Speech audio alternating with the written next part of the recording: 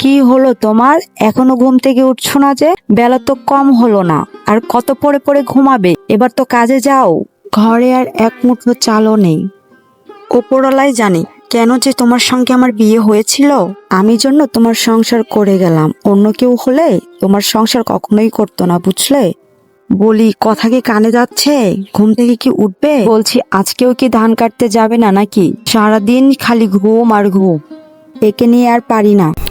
রিনা, সকাল সকাল ডাকছো কেন? তোমার জন্য একটু ঘুমাতেও পারি না শান্তি মতো। এখনো কি সকাল আছে নাকি? বলি, কটা বাজে সেদিকে কি খেয়াল আছে তোমার? মা, আজকে কি আবার পান্তা ভাত খাবো?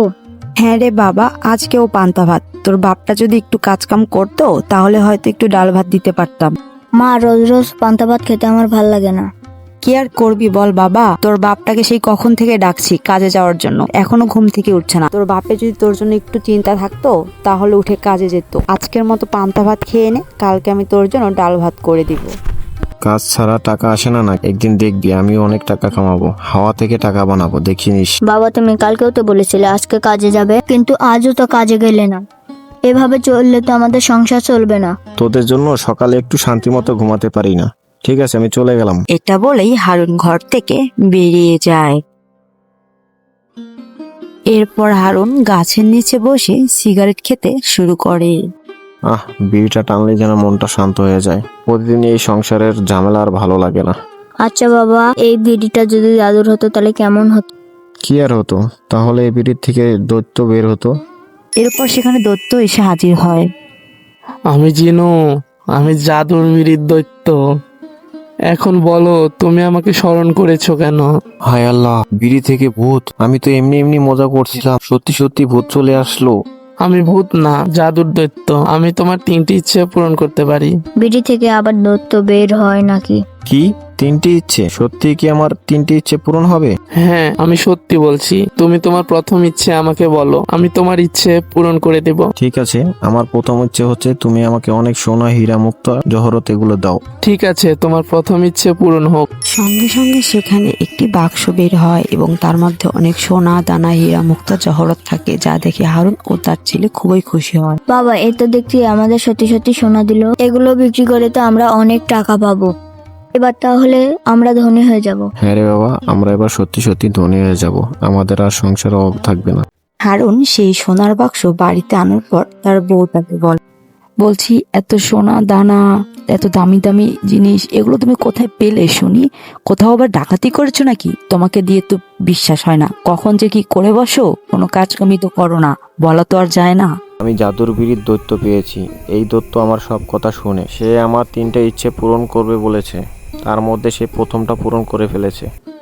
বিয়ের মধ্যে আবার দৈত্য থাকে নাকি? এসব বাজে কথা বাদ দাও তো, সত্যি করে বলো, তুমি এগুলো কোথা থেকে পেয়েছো? মা, আমি দেখেছি জিনু দাদা সত্যি সত্যি জাদু করে। আমার দ্বিতীয় ইচ্ছে, আমাকে একটি প্রাসাদ বানিয়ে দাও। যেমন খুশি, তোমার দ্বিতীয় ইচ্ছে পূরণ হোক। সঙ্গে সঙ্গে তার কুঁড়ে ঘর ভেঙে একটি বড় প্রাসাদ তৈরি হয়ে যায়, যা দেখে হারুন ও তার ছেলে খুবই খুশি হয়।